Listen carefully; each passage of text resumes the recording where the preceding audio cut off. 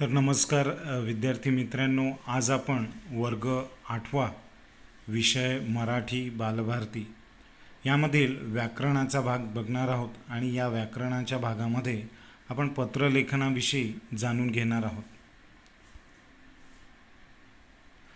आता पत्रलेखनाचे स्थूलमानाने दोन प्रकार पडतात. एक म्हणजे औपचारिक पत्र आणि दुसरं म्हणजे अनौपचारिक पत्रे.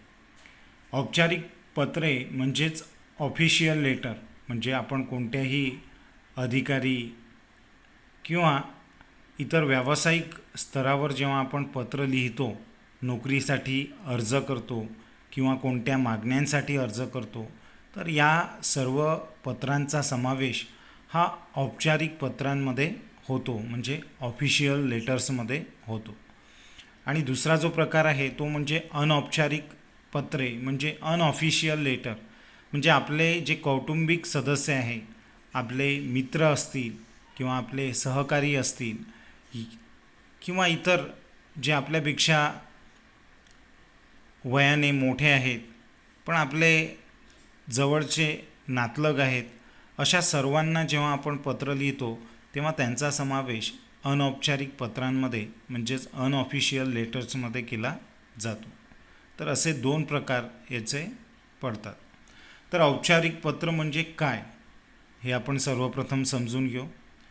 दैनंदिन जीवनात आपल्याला काही अडचणी सोडवण्यासाठी किंवा काही सुविधा मिळवण्यासाठी आपल्याला शासकीय कार्यालयात किंवा खाजगी कंपन्यांच्या कार्यालयात जावे लागते.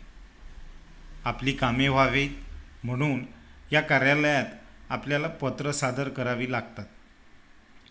या पत्रांनाच औपचारिक पत्रे असं म्हणतात. कधीकधी आपल्याला त्रयस्थ म्हणजेच अनोळखी व्यक्तींनाही काही कामानिमित्त पत्रे लिहावी लागतात. की आपण बघतो की दैनंदिन जीवनात आपल्याला काही अडचणी येतात, काही ऑफिशियल कामं आपल्याला करावी लागतात. जसं आपल्याला कोणत्या ऑफिसमधून काही कागदपत्र मागवायची आहे, आपण तहसील कार्यालयामध्ये जातो. तर तहसील कार्यालयामध्ये आपल्याला कधीकधी जातीचा दाखला किंवा उत्पन्नाचा दाखला काढण्याची गरज भासते. त्यावेळेला अशा प्रकारच्या पत्रांची आपल्याला गरज भासते. म्हणजे आपल्याला औपचारिक पत्र म्हणजे ऑफिशियल लेटर्स हे आपल्याला लिहावे लागतात. म्हणून औपचारिक पत्रांबद्दल माहिती असणं हे आजच्या काळात खूप गरजेचं आणि महत्त्वाचं झालेलं आहे. मग अशी जी पत्रं आहेत की जी आपल्याला शासकीय कार्यालयाला किंवा खाजगी कंपन्यांना लिहावी लागतात. समजा मला कोणत्या तरी नोकरीसाठी ॲप्लिकेशन द्यायचं आहे, अर्ज द्यायचा आहे, अशा वेळेला काय करावं लागतं, मला त्या खाजगी कंपनीला किंवा मी जिथे काम करू इच्छितो अशा ठिकाणी मला पत्र लिहावी लागतात. मग अशा पत्रांची भाषा, अशा पत्रांचा लिहिण्याची जी पद्धती आहे ती थोडीशी वेगळी असते. कारण आपण एखाद्या आपल्यापेक्षा वयस्क, पदाने, हुद्द्याने आणि वयाने मोठ्या अशा व्यक्तीला किंवा लहानही असेल तर अशा व्यक्तीला आपण पत्र लिहायचं असतं. आणि तो व्यक्ती त्रयस्थ असतो. म्हणजे काय की तो आपल्या ओळखीचा नाही, तो अनोळखी असा व्यक्ती आहे. म्हणून अशा वेळी आपल्याला काळजीपूर्वक आपल्या पत्राची भाषासुद्धा तशा प्रकारे लिहावी लागते. तर अशी जी पत्रे आहे त्यांना औपचारिक पत्र असं म्हणतात. मग आता एखाद्या त्रयस्थ व्यक्तीला लिहिलेलं पत्र हे सुद्धा काय असेल, औपचारिक पत्र होईल. आपल्याला कामे कोणालाही त्रास न होता बिनचूक व त्वरेने होण्यासाठी अशी पत्रे विशिष्ट पद्धतीने लिहिली जातात. त्यांची एक ठरलेली रूपरेषा असते, त्यांचा एक शिष्टाचार व उपचार त्यासाठी करावे लागतात. या पत्रात पाल्हाळ फापट पसारा नसतो. की एखाद्या अनोळखी व्यक्तीला सुद्धा कधीकधी आपल्याला पत्र लिहावं लागतं, एखाद्या खाजगी कंपनीला सुद्धा पत्र लिहावं लागतं. बँकेमध्ये आपल्याला पासबुक किंवा बँक अकाउंट उघडायचं आहे तर बँकेच्या अधिकाऱ्याला कधीकधी पत्र लिहावं लागतं. महानगरपालिकेमध्ये तक्रार करताना आपल्याला त्यांना पत्र लिहावी लागतात. तर मग ही जी पत्रे आहेत, ही पत्रे ही बिनचूक आणि कोणालाही कसल्याही प्रकारचा त्रास न होता ती आपल्याला लिहिणे आवश्यक असते आणि त्यामुळे त्यामध्ये एक विशिष्ट पद्धतीची लिहिण्याची पद्धतीही वापरली जाते. त्याची एक ठरलेली रूपरेषा असते, त्यामध्ये शिष्टाचार हे पाळले जातात, त्यामध्ये विशिष्ट प्रकारचे उपचारसुद्धा आपल्याला करावे लागतात. कोणाचं मन दुखू नये, कोणाचा हुद्दा, कोणाचं नाव हे व्यवस्थित लिहावं लागतं, कारण ते ऑफिशियल लेटर आहे. मग या पत्रामध्ये पाल्हाळ किंवा फापट पसारा नसतो. आपण काही आपले कौटुंबिक व्यक्तीला पत्र लिहितो तेव्हा आपल्या सर्व गोष्टी आपण त्यांच्याशी शेअर करतो, आपले सुखदुःख. पण इथे फक्त कामाशी संबंधित बाबींचाच उल्लेख आपल्याला त्या पत्रामध्ये करावा लागतो. म्हणजे कोणत्याही प्रकारचा पाल्हाळ फापट पसारा त्यामध्ये या पत्रामध्ये आपल्याला लिहून चालत नाही. पुढे कामाचे स्वरूप थोडक्यात व अत्यंत नेमकेपणाने स्पष्ट केलेले असते, की कामाचं स्वरूप काय, मी कशासाठी पत्र पाठवतो आहे, माझा विषय कोणता आहे, याचं नेमकेपणाने स्पष्ट त्यामध्ये उल्लेख केलेला असतो.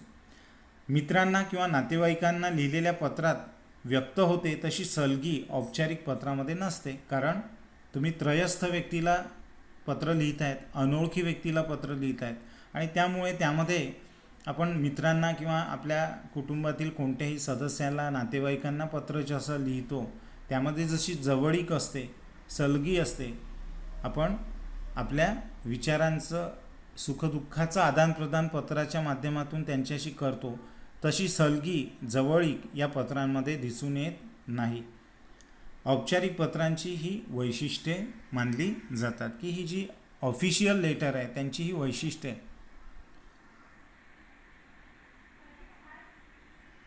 त्यानंतर हे औपचारिक पत्र लिहिताना काही नियम आणि त्यांची दक्षता आपल्याला घ्यावी लागते. मग ते नियम आणि दक्षता कोणत्या आहेत हे आपण खालील मुद्द्यांच्या आधारे समजून घेऊ शकतो.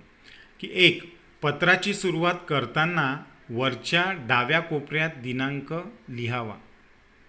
पत्राची सुरुवात करताना काय करायचं आहे, की डाव्या कोपऱ्यात, म्हणजे आपला जो डावा हात आहे त्या डाव्या हाताच्या कोपऱ्यात दिनांक हा लिहावाच लागतो. कारण कोणत्या दिनांकाला तुम्ही तक्रार केली आहे, कोणत्या दिनांकाला तुम्ही अर्ज केलेला आहे, मग तो कोणत्याही शासकीय कामाशी संबंधित दिनांकाला खूप महत्त्व आहे. म्हणून डाव्या हाताच्या बाजूला डाव्या कोपऱ्यात दिनांक लिहिणं हे अत्यावश्यक मानलं जातं. त्यानंतर आहे प्रेषक व प्रती यांचे पत्ते प्रश्नपत्रिकेत दिलेले असतील तरच ते लिहावेत, पत्ते दिले नसतील तर ते काल्पनिक लिहावेत. मग आता आपण ज्या वेळेला आपल्या पेपरमध्ये असं ऑफिशियल लेटर लिहितो आहे, औपचारिक पत्र लिहितो आहे, तर त्यावेळेला प्रेषक आणि प्रती यांचे पत्ते हे आपल्या प्रश्नपत्रिकेत जर दिलेले असतील तर तेच पत्ते, तोच प्रेषक आपल्याला पत्रामध्ये सुद्धा लिहावा लागतो. आणि जर पत्ते दिलेले नसतील वर आपल्या पेपरमध्ये, प्रश्नपत्रिकेमध्ये जर हे पत्ते दिलेले नसतील तर आपण ते काल्पनिकसुद्धा लिहू शकतो. तिसरं आहे प्रेषक म्हणजे कोण, पत्र पाठवणारा. जो पत्र लिहितो आहे तो कोण, प्रेषक.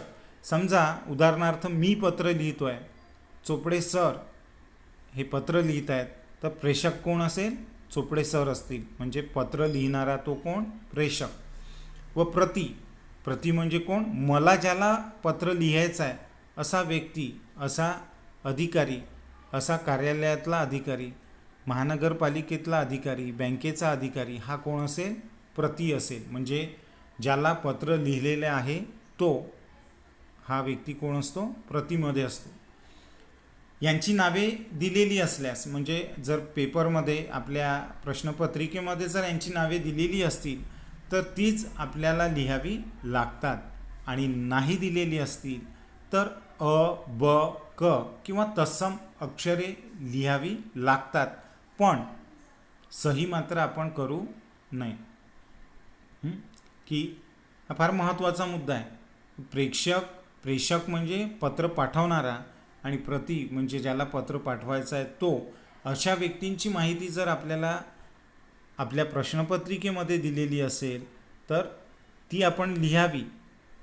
परंतु असं दिलेलं नसेल तर त्या जागी आपण अ ब क किंवा तत्सम काही अक्षरे त्याच्या नावाच्या बदल्यात आपण लिहू शकतो, पण सही मात्र आपण करू नये.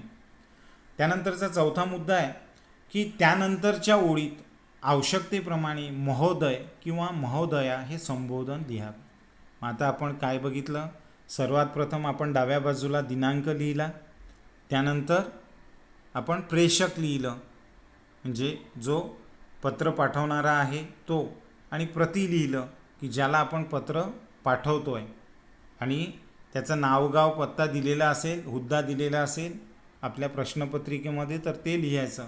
आणि त्यानंतर आवश्यकतेप्रमाणे आपल्याला काय लिहायचं आहे, महोदय, पुरुष असेल तर महोदय आणि स्त्री असेल तर महोदया असं संबोधन लिहावं, म्हणजे असं त्याचा उल्लेख आपण करावा. आणि त्यानंतर स्वल्प विराम द्यावा, म्हणजे पूर्ण विराम, फुल स्टॉप आपण तिथे त्या महोदय महोदया लिहिल्यानंतर द्यावं. माननीय महोदय किंवा महोदया असे लिहू नये, फक्त महोदय किंवा महोदया आपण एवढंच लिहावं.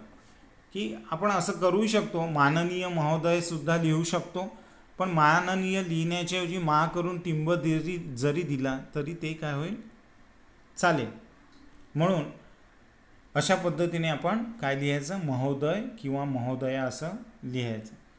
पाचवा मुद्दा आहे, त्यानंतरच्या ओळीत मजकुराला सुरुवात करावी. मजकूर म्हणजे काय, जे मॅटर आपण लिहिणार आहोत, जो विषय आपण त्यामध्ये विस्तृतपणे लिहिणार आहोत त्याला मजकूर म्हणतात, तर त्या मजकुराला नंतर लिहायला सुरुवात करावी. सहावा मुद्दा आहे, आपला विश्वासू, आपला कृपाभिलाषी या शब्दांचा शेवट करून त्याखाली आवश्यकतेप्रमाणे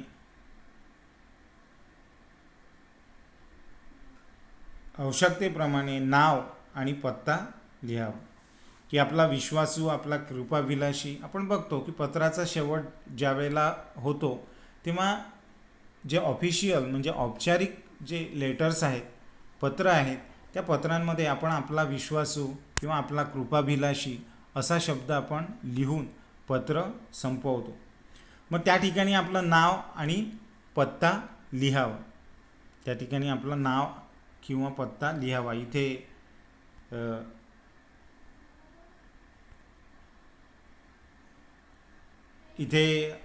टाईप झालेला अभंग, मला वाटतं ते अभंग चुकलेलं आहे, तिथे आपलं नाव आणि पत्ता लिहावा. त्यानंतर सगळ्यात महत्त्वाचं, आणि आताच्या बदलत्या पत्राच्या स्वरूपामुळे या ठिकाणी सगळ्यात शेवटी स्वतःचा ईमेल आय डी आपण लिहावा. मग हा ईमेल आय डी स्वतःचाच असावा किंवा तसाच तो लिहावा असं काही नाही, तर तुम्ही तुमच्या मनाने सुद्धा ईमेल आय डी लिहून तो पाठवू शकता.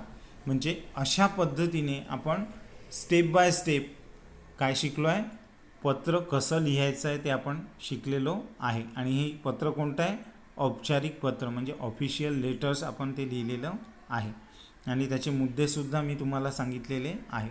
मग आता हे लिहायचं कसं, याचा आराखडा आपण प्रत्यक्ष बघणार आहोत. तो आराखडा बघितल्यानंतर तुम्हाला बऱ्याच गोष्टी या कळतील की कशा पद्धतीने हे पत्र लिहायचं आहे. त्यानंतर आहे अनौपचारिक पत्र. अनौपचारिक पत्रे म्हणजे काय, की आपले अनऑफिशियल लेटर, म्हणजे जे आपण कुटुंबातल्या कोणत्याही सदस्याला लिहितो असे पत्रे.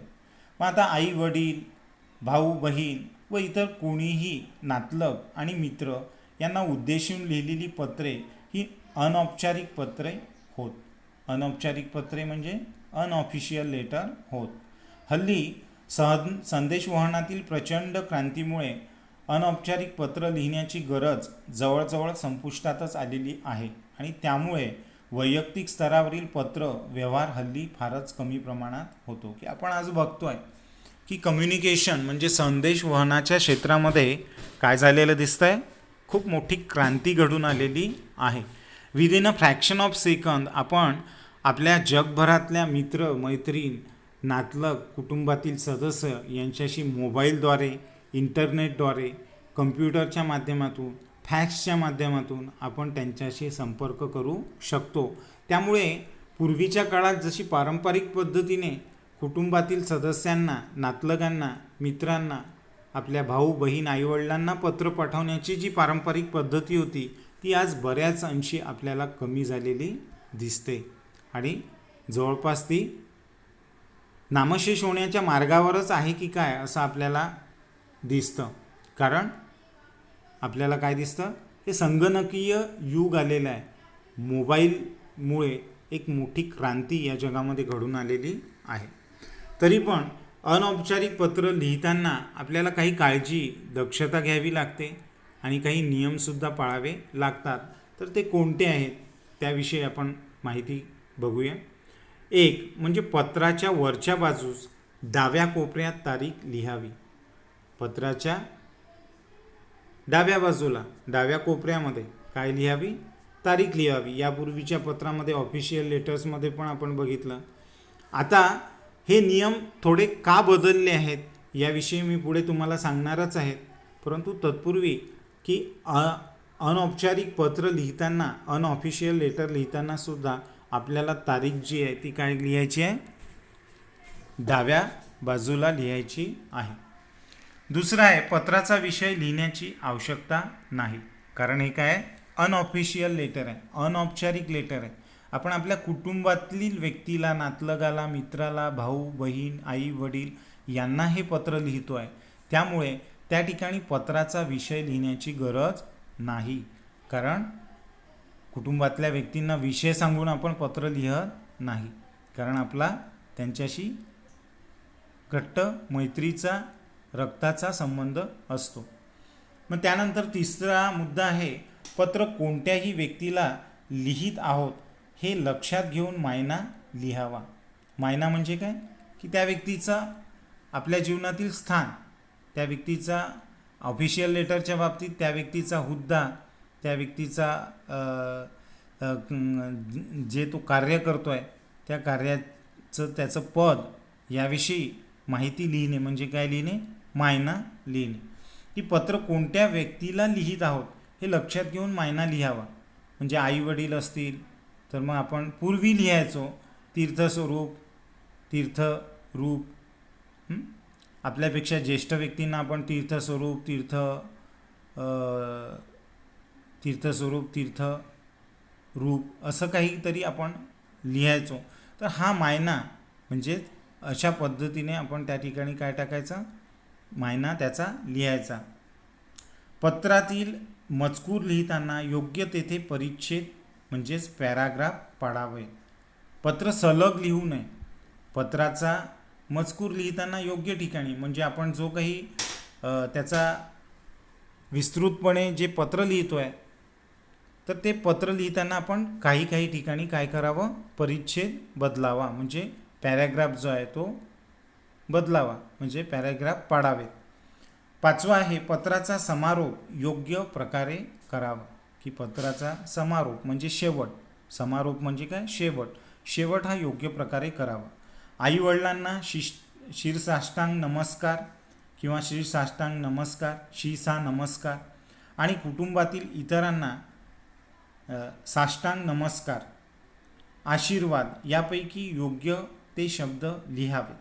पत्राची भाषा सहज बोलण्यासारखी व घरगुती असावी. की त्या व्यक्तीचं वय, त्याची ज्येष्ठता, त्याचं आपल्या जीवनातील स्थान हे बघून आपण त्या व्यक्तीचा उल्लेख हा पत्राच्या शेवटी म्हणजे समारोप करताना आपण तो लिहावा.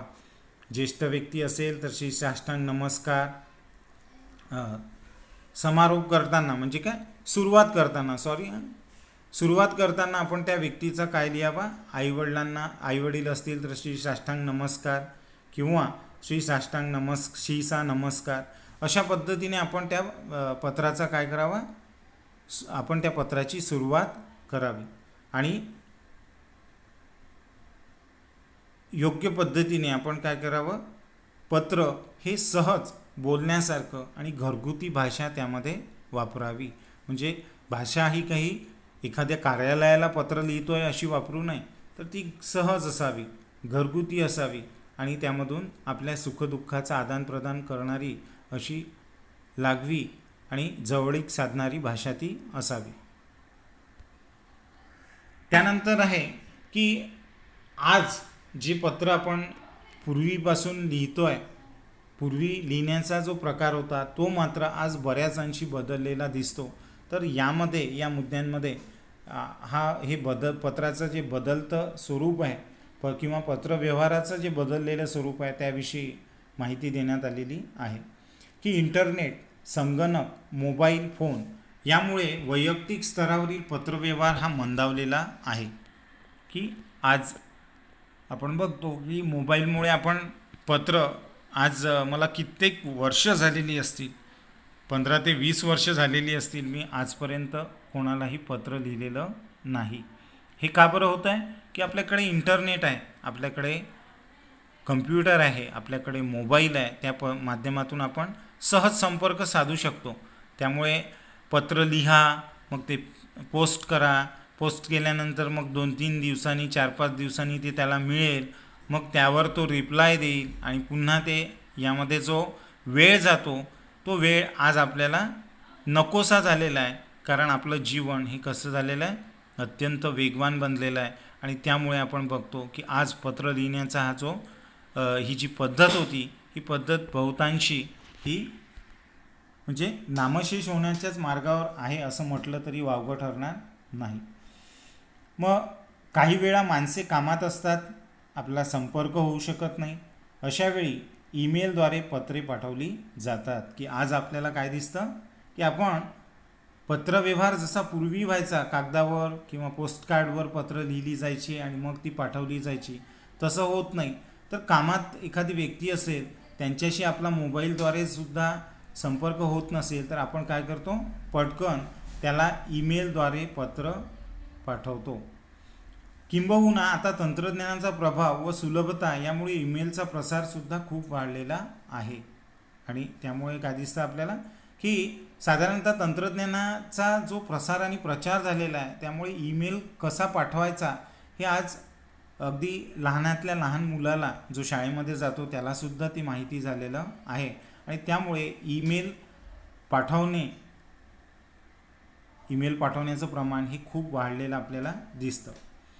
ईमेलवरील पत्रलेखनाची एक विशिष्ट पद्धत आहे. मग आणि म्हणून आजच्या पत्राचा जो आराखडा आहे तो ईमेलच्या माध्यमातूनच घेण्यात आलेला आहे. म्हणजे ईमेल जसा आपण पाठवतो तशाच पद्धतीने आपल्याला शालेय स्तरावर आपल्या प्रश्नपत्रिकेत विचारलं जाणारं जे पत्र आहे ते ईमेलच्या स्वरूपातच आपल्याला लिहायचं आहे.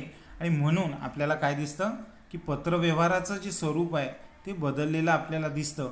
पूर्वी आपण उजव्या बाजूला आपला पत्ता टाकायचो आणि मग डाव्या बाजूला कुठेतरी दिनांक लिहायचो आणि मग पुन्हा ज्याला पत्र पाठवायचं आहे त्याला प्रती वगैरे लिहून मग पत्राची सुरुवात करायचो. आणि शेवटी पुन्हा उजव्या बाजूला आपल्याला काय दिसतं की आपला हुद्दा किंवा आपला विश्वासू, आपला कृपाविलाशी आणि आपलं नाव, गाव असं आपण उजव्या बाजूलाच लिहायचो. परंतु आजच्या बदलत्या काळानुरूप आणि ईमेल पाठवण्याच्या पद्धतीमुळे आज जे पत्र आपण पाठवतो आहे त्यामध्ये सगळंच काही आपल्याला डाव्या बाजूला लिहायचं आहे. हे कृपया विद्यार्थ्यांनी लक्षात घ्यावं की सर्व There's no internet connection right now because you're in airplane mode.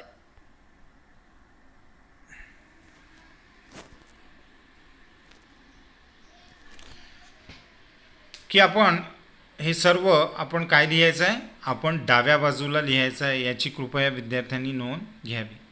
मग ईमेलवरील पत्रलेखनाची सुद्धा एक विशिष्ट पद्धत आहे की ईमेल काही साध्या पत्रासारखं आपण लिहत नाही, तर त्याचीसुद्धा एक विशिष्ट नियम आणि पद्धत आपल्याला असलेली दिसते.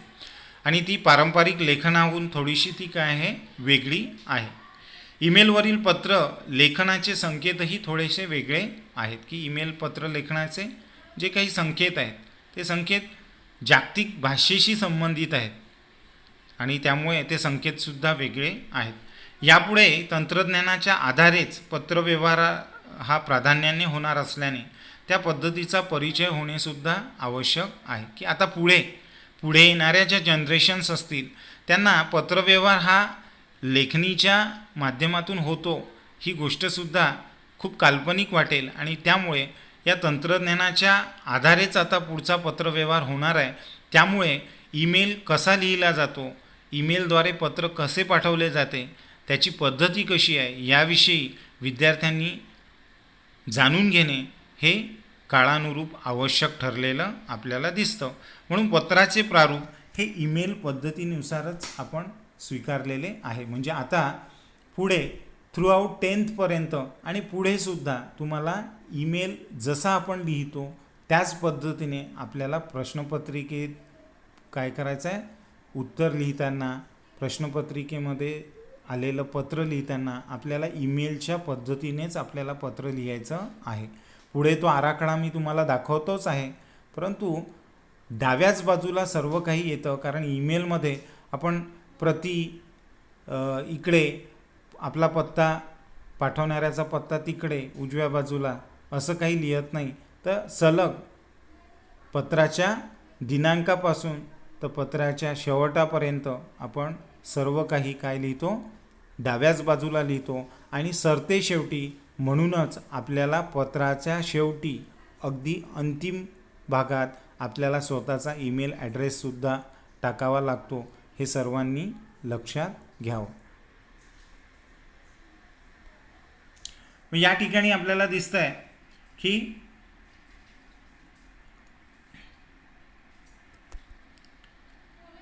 की पत्राचा आराखडा दिलेला आहे.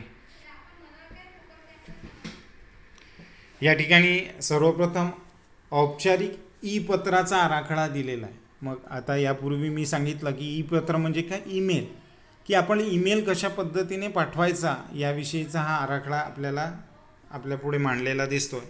की या ठिकाणी सर्वप्रथम सर्वात वर डाव्या बाजूला काय दिलेला आहे, दिनांक दिलेला आहे. या बाजूला आपल्याला दिनांक लिहायचा आहे डाव्या बाजूला. त्यानंतर त्याच्या खालोखालच्या ओळीमध्ये आपल्याला काय लिहायचं आहे, एक ओळ सोडून प्रति माननीय, म्हणजे ज्या व्यक्तीला आपण हे काय लिहितो आहे, ऑफिशियल लेटर लिहितो आहे, तर त्या व्यक्तीचा हुद्दा, त्या व्यक्तीचा पत्ता, त्याचं नाव, हे सर्व आपल्याला पुन्हा डाव्या बाजूला दिनांकाच्या एक ओळीनंतर आपल्याला लिहायचं आहे.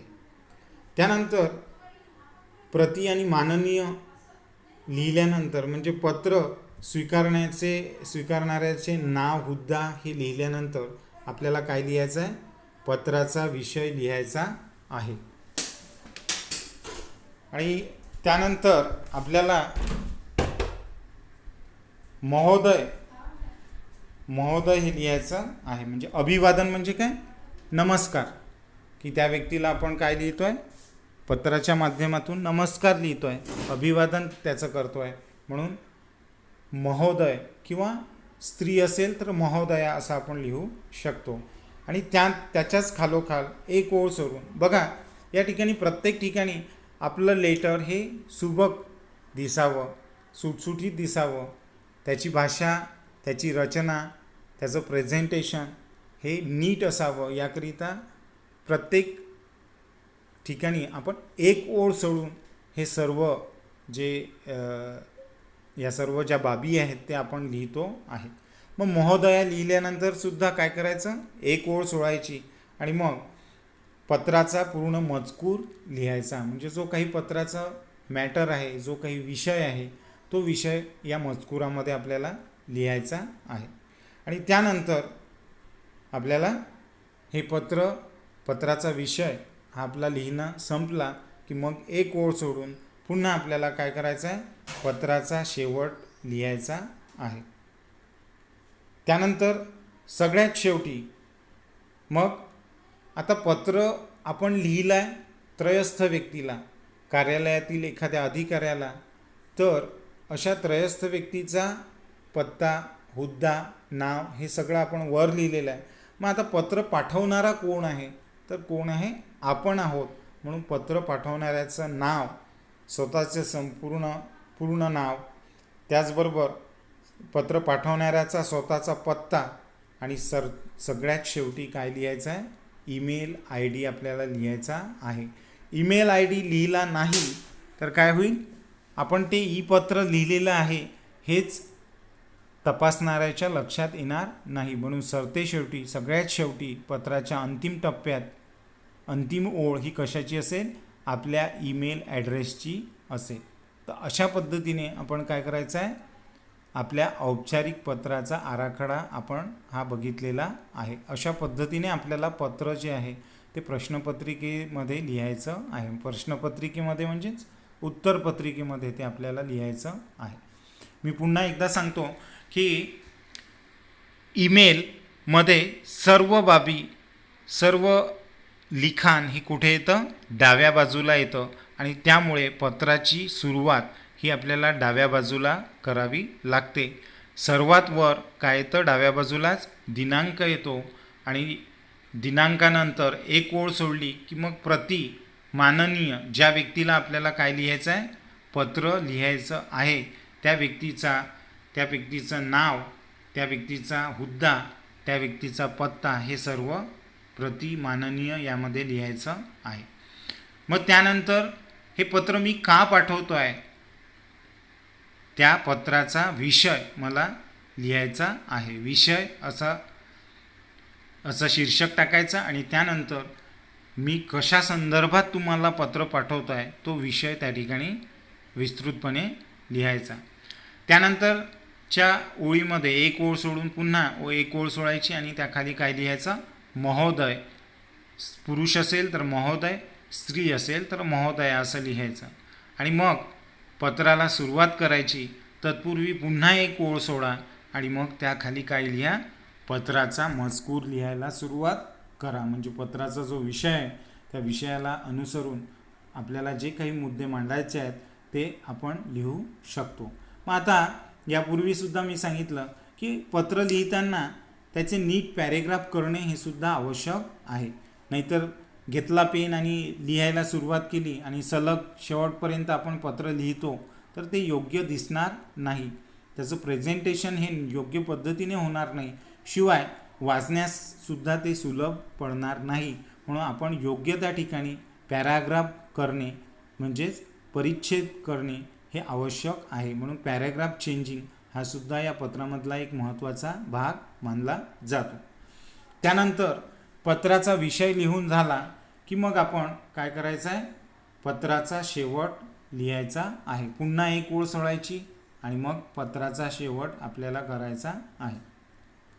त्यानंतर पत्राचा शेवट झाला की मग पुन्हा एक ओळ सोडा आणि मग पत्राच्या शेवटी स्वतःचं पूर्ण नाव, स्वतःचा पत्ता आणि सगळ्यात शेवटी काय करायचं आहे, स्वतःचा ईमेल ॲड्रेस हा आपल्याला टाकणे न चुकता न विसरता आपल्याला ईमेल ॲड्रेस लिहायचा आहे. आणि अशा पद्धतीने हा जो औपचारिक पत्र आहे त्याचा ईमेल आराखडा आपण आता बघितला आहे. यानंतर आपण औपचारिक पत्राचा ईमेल आराखडा बघूया. अनौपचारिक पत्राचा ई पत्राचा आराखडा आपण बघतोय की त्याच पद्धतीने आहे. कारण आपण ईमेल पाठवतो आहे तर म्हणून डाव्या बाजूला सर्वात वर काय लिहायचं आहे, दिनांक टाकायचा आहे. त्यानंतर त्याखाली मायना म्हणजे काय की ज्याला आपण पत्र पाठवतो त्याचं नाव, त्याची ज्येष्ठता बघून त्याला तीर्थरूप जे काय आपल्याला लिहायचं आहे. आपला जवळचा नातेवाईक असेल, भाऊ बहीण असेल, आपले चुलत मावस सख्खे भाऊ असतील तर त्यांना आपण प्रियसुद्धा लिहू शकतो. आजच्या काळामध्ये सर्वात जास्त प्रिय हा शब्द वापरला जातो. प्रिय आईस, प्रिय बाबांना, प्रिय आजोबांना, प्रिय भावास, प्रिय बहिणीस असंच आपण लिहितो. म्हणजे मायना म्हणजे काय, त्या ठिकाणी त्या व्यक्तीचा असलेला जी ओळख आहे ती ओळख आपल्याला त्या ठिकाणी लिहायची आहे. त्यानंतर एक ओळ सोडून त्या ओळीमध्ये पुन्हा काय लिहायचं, पत्राचा मजकूर म्हणजे त्या पत्राचा जे काही आपल्याला विषय मांडायचा आहे, आपलं सुखदुःख, आपले कौटुंबिक प्रश्न, आपल्या जीवनातले प्रश्न, जे काही निर्णय समस्या असतील त्या समस्या आपल्या कौटुंबिक सदस्यांपुढे मांडायचा जो काही विषय आहे तो विषय आपल्याला त्या ठिकाणी मजकुरामध्ये लिहायचा आहे. त्यानंतरच्या हे मजकूर लिहून झाला की त्यानंतर पुन्हा एक ओळ सोडायची आणि आपल्या पत्राचा शेवट करायचा. मग पत्राचा शेवट आपण तुमचाच, तुमचीच, मुलगा असेल तर तुमचाच, मुलगी असेल तर तुमचीच, किंवा तुझाच भाऊ, तुझीच बहीण, असं पत्राचा शेवट आपण करू शकतो. त्यानंतर पुन्हा एक ओळ सोडून मग खाली स्वतःचं पूर्ण नाव, स्वतःचा पत्ता आणि सगळ्यात शेवटी अंतिम टप्प्यामध्ये आपल्याला न चुकता काय लिहायचं आहे, स्वतःचा ईमेल ॲड्रेस हा लिहायचा आहे, जेणेकरून हे आपण ई पत्र लिहिलेलं आहे असं संबंधितांना लक्षात येईल. तर अशा पद्धतीने आपण औपचारिक आणि अनौपचारिक ईमेल पत्र म्हणजे ई पत्र कसं लिहायचं हे आपण आतापर्यंत बघितलेलं आहे. मग आता या पत्रांचे काही उदाहरणं आपण बघणार आहोत की कशा पद्धतीने लिहायचे हे प्रत्यक्ष आपण बघणार आहोत. तर या ठिकाणी एक प्रश्नपत्रिकेमधला प्रश्न दिलेला आहे, जो 9व्या वर्गाला त्यांच्या पेपरमध्ये आलेला आहे. की या ठिकाणी प्रश्न असा आहे की पुढील जाहिरात वाचा व त्याखालील कृती सोडवा. मग आता या ठिकाणी एक जाहिरात दिलेली आहे चौकोनामध्ये की त्या जाहिरातीमध्ये विविध प्रकारचे मुद्दे त्यांनी दिलेले आहेत. वाचते व्हा, लिहिते व्हा, कुमारांसाठी प्रसिद्ध मासिक, साहित्य संपदा, संपर्क पत्ता संपादक, साहित्य संपदा, समर्थनगर, पुणे, शब्दमर्यादा, कथा ललित 700 शब्द, अंकासाठी विद्यार्थ्यांकडून स्वलिखित लेख, कविता, कथा, ललित साहित्य मागवण्यात येत आहे. त्या ठिकाणी या जाहिरातीला बघून त्यांनी 2 विषय आपल्याला लेखनासाठी दिलेले आहेत. एक म्हणजे काय की साहित्य संपदाच्या दिवाळी अंकात तुमच्या लहान भावाची कविता प्रकाशित झाल्याबद्दल त्याचे अभिनंदन करणारे पत्र लिहा. या ठिकाणी हा एक विषय आहे. आणि दुसरा विषय आहे की वाचक या नात्याने साहित्य संपदाचा दिवाळी अंक वाचनीय झाल्याबद्दल संबंधित व्यक्तींचे अभिनंदन करणारे पत्र लिहा. की या ठिकाणी आपल्याला काय दिसतं आहे की एक म्हणजे आपल्या लहान भावाची कविता ही प्रकाशित झालेली आहे, तर त्याचं अभिनंदन करणारं पत्र तुम्हाला लिहायचं आहे. म्हणजे काय असेल ते अनौपचारिक पत्र हे लिहायला सांगितलं आहे. आणि दुसरं काय सांगितलं आहे की वाचक या नात्याने साहित्य संपदाचा दिवाळी अंक हा वाचनीय झाला त्याबद्दल संबंधित व्यक्तींचं अभिनंदन करणारं पत्र लिहा. म्हणजे ऑफिशियल आणि अनऑफिशियल असे दोनही पत्र तुम्हाला या ठिकाणी लिहायला सांगितलेले आहे. मग आता या अनौपचारिक पत्राचा आपण एक नमुना या ठिकाणी बघतोय की अनौपचारिक पत्र म्हणजे काय, अनऑफिशियल लेटर. तर या अनऑफिशियल लेटर हे कसं लिहायचं आहे याचा एक नमुना या ठिकाणी मी तुम्हाला दाखवतो आहे. दिनांक सगळ्यात वर टाकलेली आहे 12 सप्टेंबर 2020. आणि या ठिकाणी मी माझ्या लहान भावाला हे पत्र लिहितो आहे म्हणून काय वापरलेलं आहे, प्रिय. प्रिय हा शब्द या ठिकाणी प्रतीमध्ये मी टाकलेला आहे. मी कोणाला पत्र लिहितो आहे, माझा लहान भाऊ आहे, त्याचं अभिनंदन मला करायचं आहे म्हणून प्रिय राहुल असा त्या ठिकाणी मी लिहिलेलं आहे. त्यानंतर खाली टाकलेलं आहे की अनेक आशीर्वाद. की आपण यापूर्वीसुद्धा बघितलं की आपल्या ज्या व्यक्तीला आपण पत्र लिहितो आहे त्या व्यक्तीचं वय, ज्येष्ठता, त्याचा आपल्याशी असलेला नातेसंबंध हे सर्व बघूनच आपल्याला पत्र लिहायचं आहे. आणि तो आपल्यापेक्षा लहान आहे म्हणून त्याला आपण काय केलेलं आहे, अनेक आशीर्वाद असं आपण त्याला लिहिलेलं आहे. आणि पुढे पत्राचा मजकूर लिहिण्यास आपण सुरुवात केलेली आहे. राहुल, तुझे मनपूर्वक अभिनंदन. साहित्य संपदाच्या दिवाळी अंकात चिमणी वाचवा ही कविता वाचली. मला ती कविता खूप आवडली. कवींचे नाव वाचले तर आमचे छोटे बंधुराज राहुल यांचे नाव दिसले. मला तुझा खूप अभिमान वाटला. राहुल, तू सध्या 8वीत आहेस, पण तुला पक्षी जगताच्या भावना समजून घेता येतात. तुझे करावे तेवढे कौतुक थोडेच आहे. तुला पक्ष्यांचे निरीक्षण करायला खूप आवडते. त्यांचे तू फोटो घेतोस, त्यांच्या सवयी, खाणेपिणे यांच्या नोंदी ठेवतोस. हे सगळे करताना तू त्यांच्या भावविश्वात जवळ जातोस. त्याचा चांगला परिणाम म्हणजे तुझी चिमणी वाचवा ही जी कविता आहे, ती कविता ही काय करते, तुझं मत व्यक्त करते, तुझं मन व्यक्त करते. आईबाबांना तुझ्या काव्यनिर्मितीचा निश्चितच अभिमान वाटला असेल. भविष्यात विविध विषयांवर साहित्यलेखन करावे यासाठी शुभेच्छा. त्यासाठी भरपूर पुस्तके वाच, मनन कर, निरीक्षण कर. मोठा भाऊ म्हणून हक्काने हे तुला मी सुचवतो आहे. हाच ईमेल मी नागपूर आणि मुंबईच्या आपल्या चुलत भावंडांना सुद्धा पाठवत आहे. पुन्हा एकदा अभिनंदन. तुझा भाऊ ब.क. जर भावाचं नाव वगैरे दिलेलं असेल तर त्या ठिकाणी तुम्ही काय करू शकता, तुम्ही त्याचं नावसुद्धा त्या ठिकाणी लिहू शकता. परंतु या ठिकाणी नाव वगैरेचा उल्लेख कुठेही दिलेला नाही. प्रश्नपत्रिकेमध्ये विचारलेल्या प्रश्नात त्याचा कुठेही उल्लेख नाही, म्हणून आपण या ठिकाणी काय लिहिलेलं आहे, ब.क. असं लिहिलेलं आहे. आणि शिवाय मग त्याचा पत्ता लिहिलेला आहे की पत्र कुठून पाठवण्यात आलेलं आहे, की कुठून पाठवण्यात आलेलं आहे. घराचं नाव आहे कृष्णकुंज आणि मोतीबाग 141 मोतीनगरमध्ये राहणारा तो त्याचा भाऊ आहे आणि अमरावतीमधला तो राहणार आहे. त्याचा पिनकोड, अमरावतीचा पिनकोडसुद्धा त्या ठिकाणी टाकण्यात आलेला आहे.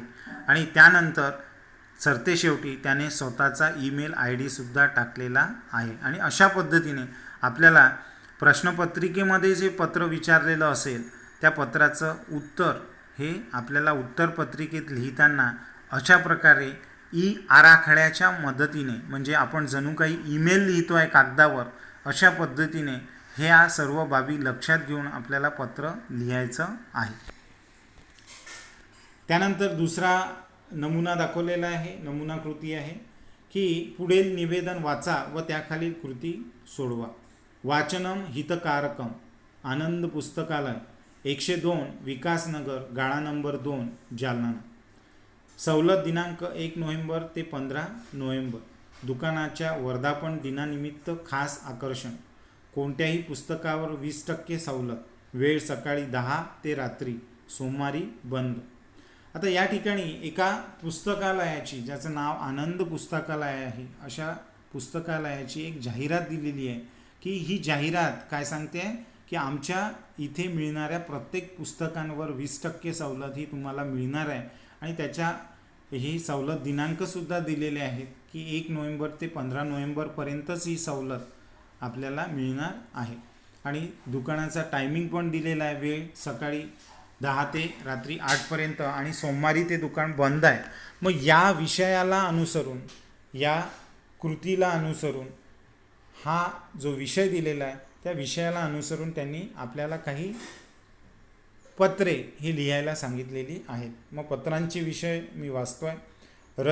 रसिक वाचक या नात्याने संबंधित व्यक्तीला स्वतःसाठी पुस्तकांची मागणी करणारे पत्र लिहा. की ही जी व्यक्ती आहे त्याचं नाव काही नाव दिलेलं नाही.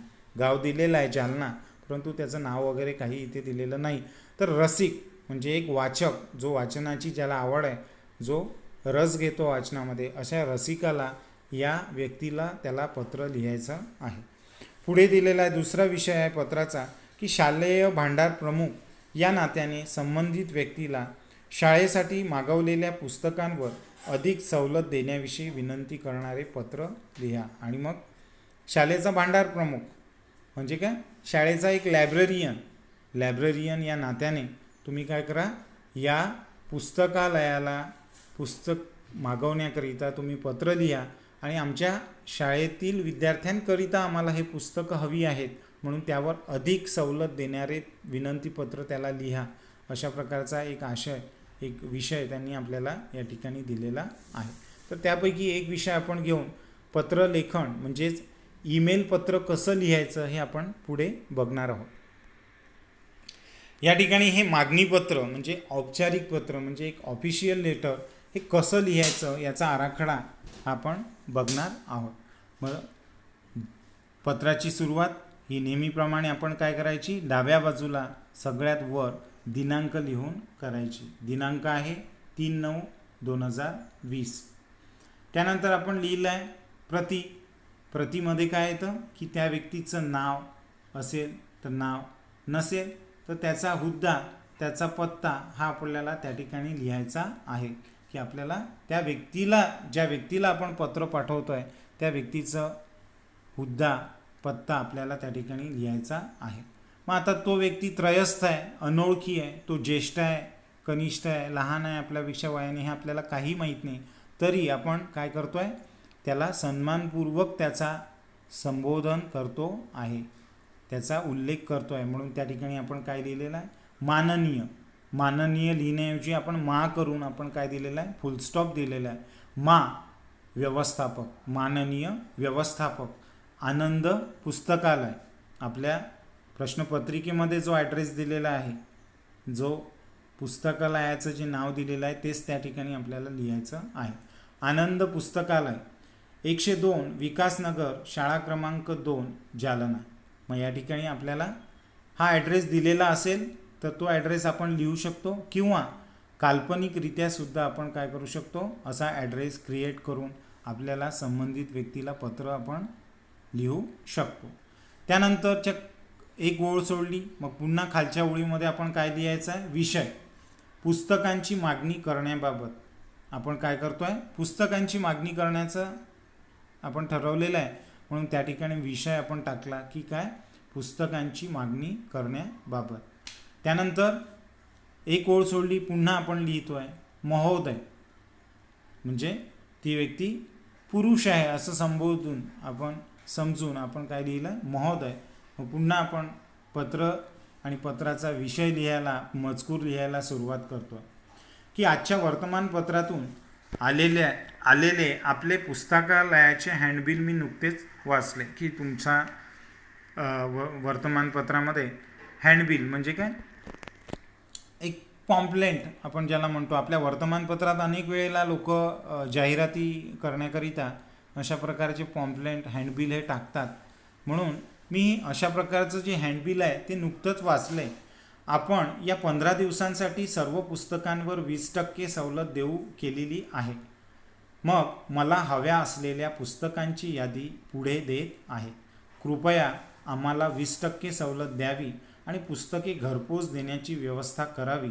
टपाल खर्च मी देईल. म्हणजे पुस्तके पाठवण्याचा जो काही डाक खर्च येईल, म्हणजे पोस्टाने, टपालाने किंवा स्पीड पोस्टाने, ज्या पद्धतीने तो दुकानदार, पुस्तकालयवाला आपल्याला पुस्तकं पाठवेल त्या पद्धतीने तो टपाल खर्च कोण देईल, मी स्वतः देईल असं कोण म्हणतो आहे, पत्र लिहिणारा म्हणतो आहे. मी सदर पुस्तकांची नावे माझ्या मराठीच्या पाठ्यपुस्तकातून घेतलेली आहे. की ही जी पुस्तकांची नावे आहे मी कशातून घेतली आहे, पाठ्यपुस्तकातून घेतलेली आहे.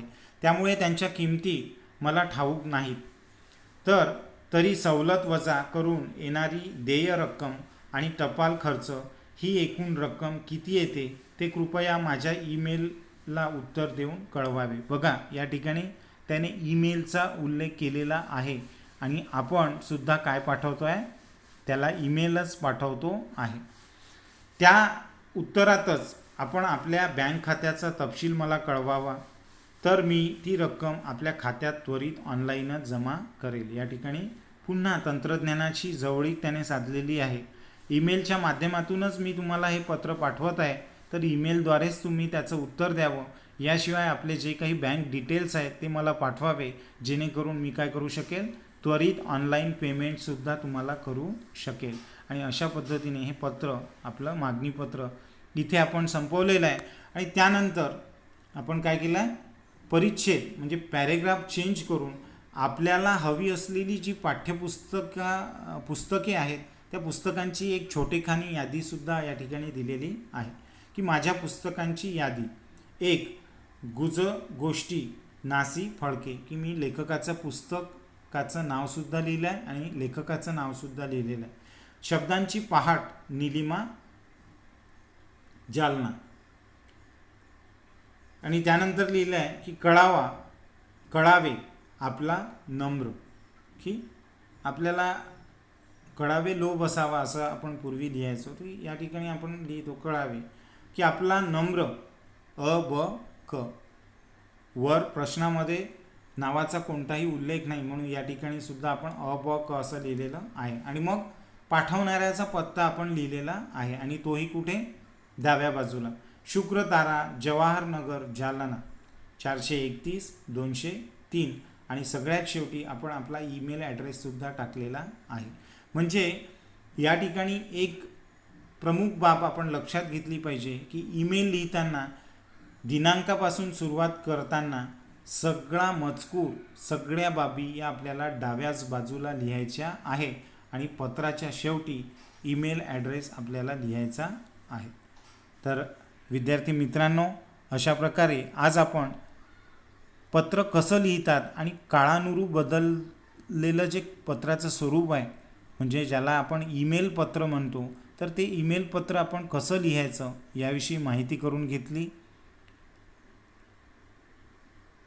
पुढे आपण पाठाविषयी सुद्धा माहिती घेणार आहोतच. तत्पूर्वी मी थांबतो आणि आपल्या सगळ्यांचा मनपूर्वक धन्यवाद मानतो.